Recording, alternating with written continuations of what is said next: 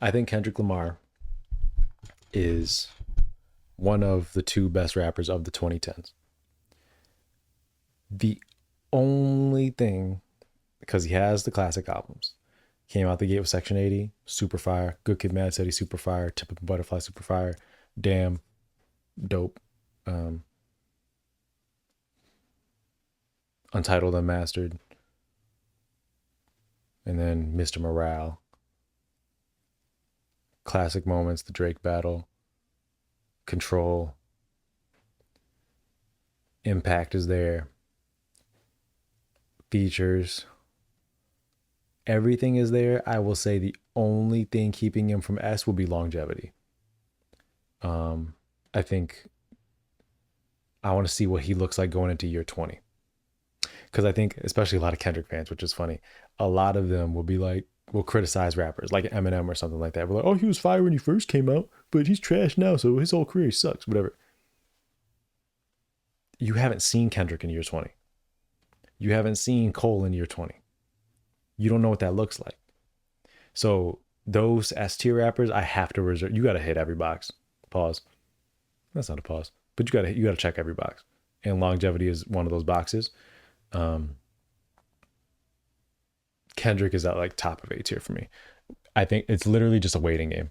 Let's see if Kendrick can do it again. Oh, GNX. I completely forgot about GNX. GNX is a. Is GNX a skip? It's good for the moment. It's a moment. GNX is a moment. But like as an album, as a body of work, it's fun. But it's not like. It doesn't compete with the other ones, right? Maybe Mr. Morale, but none of the other ones, clearly. Um, Anytime I hate when rappers, but this one ain't for the lyricists. This is for the. I hate that. That's such a cop out. As soon as you say something like that's basically saying, "Hey, lyrically, I'm not that good on this album. Don't judge me." I hate that. That's a cop out. I hated that line. Anyway, I hate when any rapper says that. But regardless, album lyrically ain't all that. So that's fine. But that's fine. The existence of that album is fine. It's kind of like an Untitled Unmastered to me. It's cool. It's just to hold you over to the next real album. Hopefully it goes back to, because like honestly, even now, like in this stage of his career, he's been out. Let's just say 2010. He's been like in the mainstream, really like 2012, 2011. Been what? It's closing in on 20 years, but right now let's say 15, 16 years. Yeah, it's interesting. Even now, it seems like I wouldn't say slipping, but he's not making Tip of a Butterfly right now. Tip of a Butterfly, so, everybody has their peaks. Let's just see where his career goes from here. Can he hit that again? Can he maintain? Let's see where he maintains at. Because right now it's kind of just like up and down. Not in like a bad way. He's still making really good music, but it's like he came out super hot, kind of went down, tapered off here, went down a little bit more, and now it's kind of just like, you know. So it's like I want to see what's after GNX. You know what I mean? GNX is a moment. I want to see how he follows up on this moment. Like really follows up on this moment. Like this next album is gonna be huge. I think. I don't want to hear. I don't know. He's been tripping with this like Baby Keem stuff. This features with Baby Keem. They're a little too goofy for me. But if we're just talking about skill level, he has the storytelling. He has the lyricism, performance. Obviously, has it in spades. The characters, the musicality to his music. He has everything. I think literally all I'm waiting for, what does year 20 going on year 30 look like?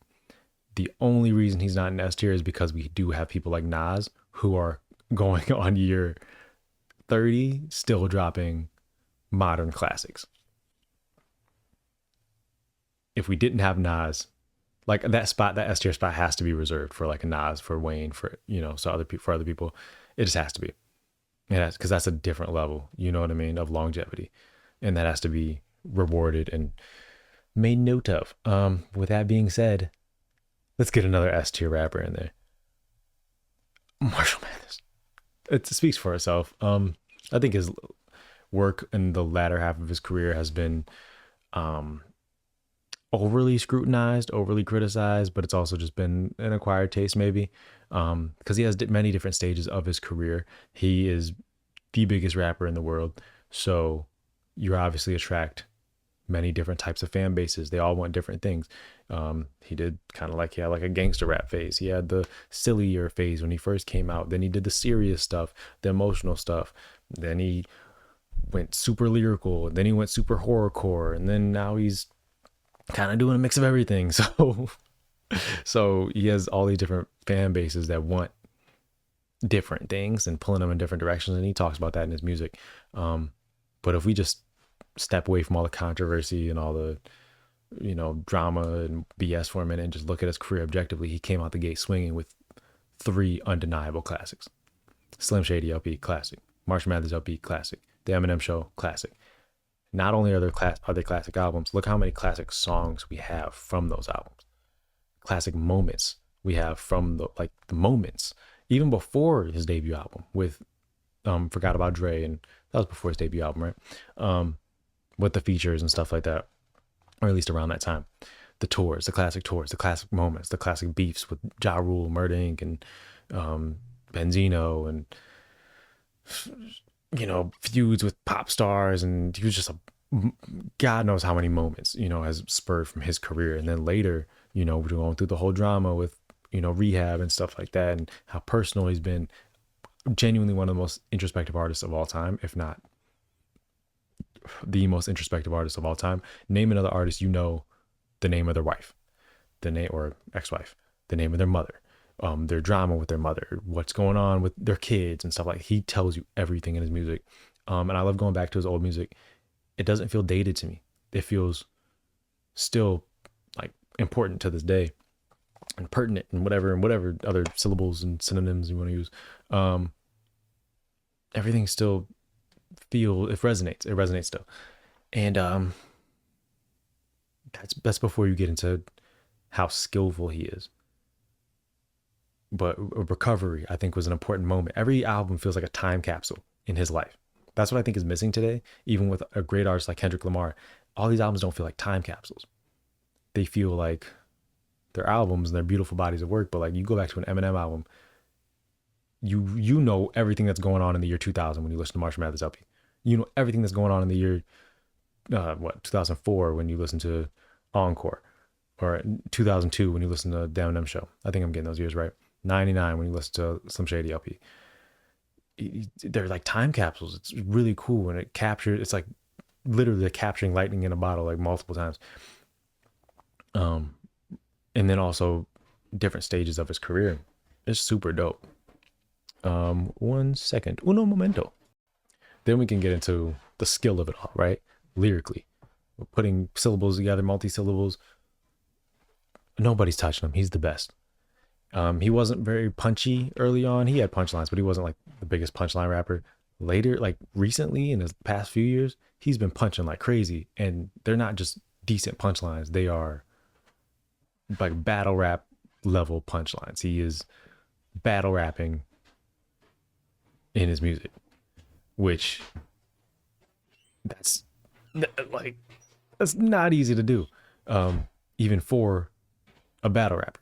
That's why a lot of battle rappers have difficulties transitioning into music, because they try to do the same thing, and its formatting is different, right? But he's doing it. They sound crazy. He's battled, destroyed careers. Musically, again, came out the gate swinging, 3 classic albums, beautiful music. He has hits in every department. He has the Rihanna pop hits. He has the solo hits with the choir in the background, Not Afraid. He has the goofy, fun, zany hits, My Name Is, and he has the super lyrical hits. Rap God, 6 minutes of just bars, and that's like 1 billion views on YouTube. There's not another rapper doing that, to my knowledge. He has hits in every. It's kind of like how I was complimenting Big Sean. He can do anything. He can write any type of song. That makes him, that alone makes him a great lyricist. On top of the fact that he is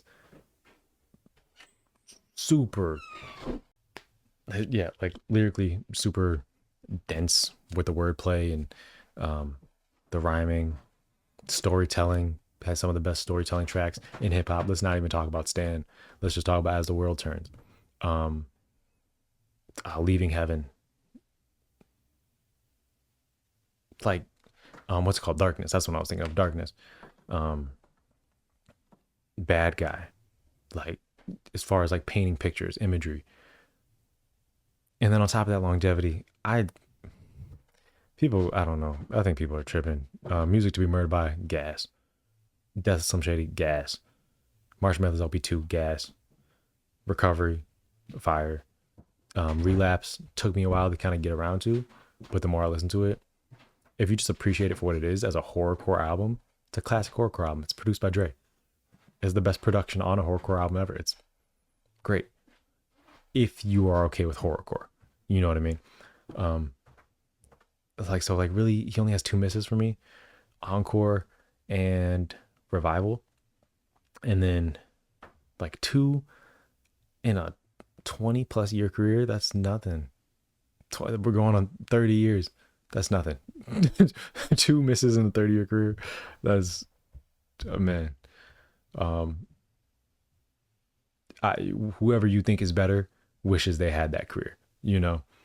So, with that being said, M is S tier. I can rant about that all day. That's not really an argument for me. I would question your sanity if you questioned why I put M in S tier. Let's see who's next. Let's see who's next.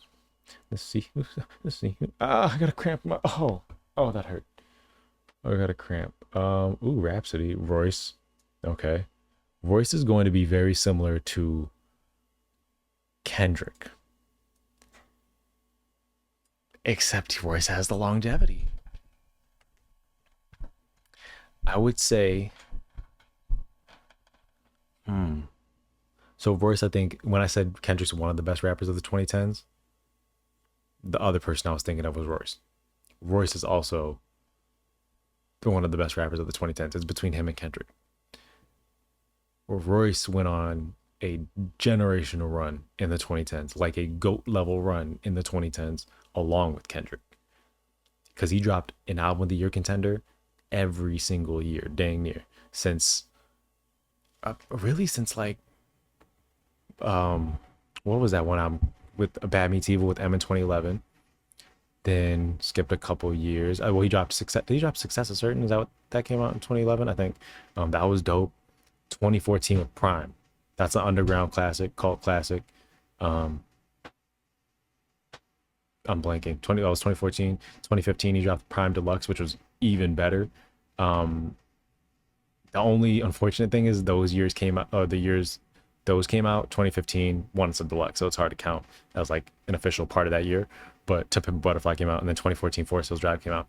In 2014 it's Forest Hills Drive, then it's Prime. You can flip those either way. Honestly, it's interchangeable. There's no more juice. Um, 2015, then 2016 he drops Tabernacle, Trust the Shooter, the mixtape, which was super fire. That is one of my favorite mixtapes of all time, and it's just incredible. That's what made him my favorite rapper. Like currently, is why he's my favorite rapper. It's because I listen to him, I'm like, oh, he's the best. Like he's just the best. Prime really put him like on my radar as far as like, oh wait, really need to listen to this guy, because I always knew of him just being from Detroit. Like I always knew of Royce, but like Prime was like, I was like, oh wait, this guy is like, no, he's just actually one of the better rappers, you know. And then Tabernacle, Trust the Shooter came out, and I'm like, wow, it's incredible. Then he dropped Layers the same year again. Wow, incredible. What came out in 2017? Was that Bar Exam 4 or Prime 2? But regardless, Prime 2, Bar Exam 4. Bar Exam 4 is a continuation of a classic mixtape series. Prime 2 was a continuation of a classic series. Completely different vibe, changing it up. Musically, super incredible. I think hearing Premier work with like guys like Nas, Ransom, or whatever, it's making me appreciate the musicality that Royce brought to the table with his collabs with Prime, or with collabs with Premier, and it shows that it's not just as easy as collabing with a GOAT producer. You actually have to bring a little bit more to the table. As much as I love Ransom, as much as I love Nas, Royce definitely brought more to the table in those exchanges, and that's why we have classic projects out of him. Like that Nas project with Premier, I like it. Does not compare to Prime, either one of them. So got those. That A Book of Ryan 2018, fantastic album, beautiful album of the year in 2018 for sure. Um, the Allegory 2020, kind of the same gist, arguably the album of the year. I would say it's between that and Music to Be Murdered By. Um, Amazing album. That run is just nuts. And then on top of that, you have Slaughterhouse. So all that group stuff, everything with Slaughterhouse, classic, legendary group, kind of got cut off at the legs there due to some drama, but tons of classic moments. And that's just the 2010s. We didn't even get to the 2000s. We didn't get to 2000s. I believe in the year 2000 or 99 or whatever, he drops Rock City, his debut album. I think that was 2000 or 99. I forget. Maybe 2001. I don't know. Around that time. 2002. Around that time. Early 2000s, late 90s, whatever. Drops Rock City, Gas, super fired. Fire debut album. Death is Certain, incredible. I remember I went to like the listening party thing for Book of Ryan in 2018. I think I snuck out to go see it or to go to it. And he was saying he was aware that Death is Certain is his most like critically acclaimed in general body of work, and like he was like looking to top that, I think, or whatever. And just that amount of that self-awareness was crazy, like just knowing your most acclaimed body of work, even after Prime, which was super acclaimed, even after Prime, you knowing your best body of work is from 2004 is interesting. I believe that came out in 2004. And then what was it, Independence Day or whatever after that again, and then after that, classic mixtape series, Success is Certain. There's one I'm blanking on, but yeah, super dope. I would say he has everything. I would say everything except for like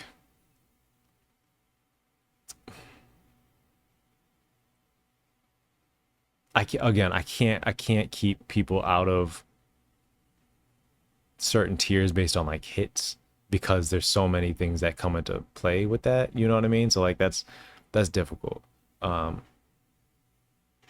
like there's politics and climates and stuff like that, so like you know because I want to say like the only thing he doesn't have is like a bunch of hit records, like a M, like a Wayne, like Kendrick, whatever, like a Jay, like Andre. But I can't let that be like a deciding factor to keep somebody in or out of a tier list. If I'm just going off careers, S tier for sure. Um, yeah. Again, he's been in the game just as long as M. Um, okay. Hmm. Got a lot more to go. A lot more to go, brothers. Tech Nine. Tech Nine's an interesting one. Tech Nine is somebody who is trailblazing in so many ways. More so on the, I wouldn't say more so on the business side, both the business side, but then also musically and lyrically, combining rock and metal and all this stuff. And lyrically, it's been, his style is like, he has like a definitive Tech Nine style, like even to a point where like if you do that style, people will be like, oh, you're rapping like Tech Nine. You know what I mean? That kind of that chopper flow has been instrumental in putting on so many artists, including Kendrick, including guys from TD and his own camp, and trailblazing like the business side of being independent, number one independent artist in the world, that type of thing. Um, Lyrically, musically, super unique, has his own style, super theatrical. Lyrically speaks for itself when you listen to him. Like he is nuts. The multi syllables, the speed, the clarity, flows. But I think musically, I wouldn't say it's inconsistent, because sometimes it's like this is like the greatest thing I ever heard. Then it's like, it's kind of weird. It's, or not weird in like a, oh, what a weirdo, but like weird, like it just doesn't sound right. It's not. But that's kind of the give and take when it comes to like being super creative. When you are that creative, when you are just always trying to outdo yourself, always trying to do something different, set yourself apart from somebody else. That's gonna come with the territory. I would say that's what puts him in A tier. Um, my favorite Tech Nine album is Enter Fear. That album's gas. But even like, yeah, yeah, I don't know. So, or sometimes like a lot of his music just takes a while for me to get used to and really like it'll take a second for me to like an album. Maybe the first time I hear it, I'm like, oh, that's yeah, it's all right. And then I'll listen to it again. I'm just like, whoa, this is, you know what I mean? I'll hear it a different way, or I'll be in a different space or whatever. Um, but yeah, Tech is incredible. One of my favorite rappers ever, probably in my top five. Um, but I think again, it's just that consistency. It's just that consistency, but at the same time, and I had a conversation with this on my channel, or about this on my channel. I have a video. I think it's called "Consistency versus Creativity," and like a lot of times you cannot have creativity, consistency, and quality. It's pretty much rare, to super rare, to have all three of those things, right? You can't drop an album every year and it be quality and creative. You're either gonna get a bit of like sameness between albums, or if you want that creativity and you're putting things out at a high volume, you might lack in quality at certain times. And I feel like that's Tech. Like he's super creative, high volumes, always putting out albums, and on those albums there's like 30 tracks per album. Um, but sometimes like the quality of the track is just like, I don't really like this song or whatever, because it's super creative. You know, he's trying something different every time, and you're not gonna like it. You know, that's the give and take. And I don't think if I'm Tech 9, I wouldn't trade that for anything in the world. That's what makes Tech 9 Tech 9. That's why people love him. You know what I mean? But I would say it's probably like 80-20. You know what I mean? Like 80% of the time it's fire. 20% of the time it's like, you know what I mean? So it's not like as drastic and crazy as I'm making it sound. So I'd put him at A tier, probably like right by Kendrick. Because again, he has that longevity and everything. It's a bit inconsistent sometimes. Um, but I love Tech 9. Oh my god, I die to work with Tech 9. Who else do I want to go to? Let's do somebody fun. Oh, Hobson's on there. Interesting. That'll be an interesting one. Hmm. And I just realized the screen recording stopped because this thing sucks. Here we go. We're back. Okay. Yeah. So if you missed that, I put Tech 9 and B tier here. Who do I want to do? Oh, they got King Crooked on here. Killer Mike, Kid Cudi, J Rock. J Rock's an interesting case because J Rock, super consistent catalog, fire albums. Only has like 3-4 albums though. Like uh Follow Me Home, Gas, 90059, Gas, and Redemption. I think it's those three, right? Only has those, like as far as like studio albums, that's it. I think he has like mixtapes before that and stuff, but that's it. So for that reason, I might have to keep him in C. Like there's just not a lot of bodies of work. Um and I hate that, but it's hard to put him, as good as those albums are. I can't. Ooh, Kanye looks crazy down there. Yeah, what am I doing, bro? Yeah, I'm sorry. Kanye has to be. Even though Kanye can't rap like that, like it's that makes up. But I might put him high B, um, like the highest of B's. J Rock looks nuts at C. Is that nuts? No, I feel like high. No, okay, that looks crazy. J Rock's dope, but I feel like a lot of that is just based on his ability, opposed to what we've gotten, because we haven't gotten a lot. You know,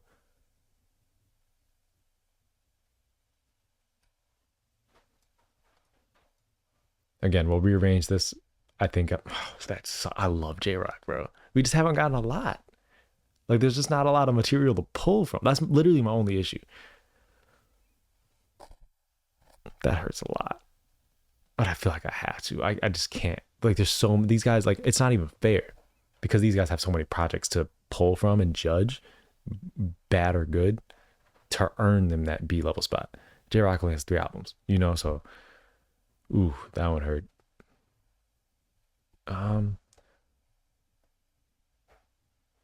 oh boy. Now it's getting difficult. Now we're like having conversations about these people. Um, let me get. We're gonna do one more. We're gonna do one more. Let's do Logic. Yeah, let's do Logic. You know what? Shake that back. Let's save Logic for another video.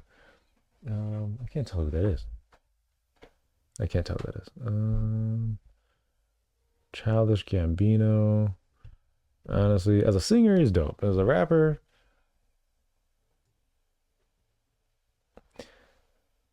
um, let's do Hobson. Let's just do it. Let's do it. Let's do Hobson. Hobson has had an interesting career. I listened to all of his albums. His last album, I believe, was the one with like the snake around him. Talking about his relationship, and I think not Illmatic. Jesus Christ, Illmind of Hobson. Okay, the first time I said never mind on the Illmind, I was thinking Illmind like the producer, and then Illmat, and it was a lot happened in my head in the span of like 20 seconds. Illmind of Hobson, I think that was like 9, right? Because 8 was the breakup with Funk Volume. I remember when that dropped. I remember that. I remember, yeah. Or I don't know if it was the day after or he dropped it in the morning, but I remember waking up, seeing that, and I'm like, oh my God, because I love Funk Volume. I love Dizzy Wright today, currently. Jaren Ben today, currently. Love those guys. Swizz, has he dropped a project? He dropped a bunch of singles, just like black backgrounds on the singles and just the title for like a minute. But I don't know if he dropped an album. I gotta check that out. Obviously super impactful for like underground YouTube, internet hip hop. So the impact's there. That's not even a question. Like an underground king type of thing, very similar to Tech N9ne. Bars, he can rap. He can rap for sure. I think he's one of those artists that like are dope, but he struggles putting, not struggles, but when he does put albums together, it rarely matches his ability. Like there's some artists like that who are super dope, but putting albums together just isn't their thing. Um, with that being said, his albums are pretty good. Raw, um, forgot what that one is. Fudge, I'm blanking. It came out in like 2014 or 2015 or something like that. It's the blue. He's kind of sitting down. It's like gray and blue. Why am I blanking on Fudge? Give me that crown. But I kind of want to listen to that again. Yeah, no, he was fine. I listened to him a lot in high school. Um, his last album. I see. That's what I'm saying. That's not like he struggles to put albums together. I think the albums are good, but I don't think they match his potential. You know what I mean? Like I always feel like the potential is there to be like classic records. Um, I feel like he has classic songs. Those that Illmind series is classic. I think I'm gonna leave him in B. I think where I set him down, I think that's actually appropriate. I'd obviously move him around in B. He'd probably be like a higher B. That's Drake. That's not Dobson. But like again, I'll rearrange this later. But um,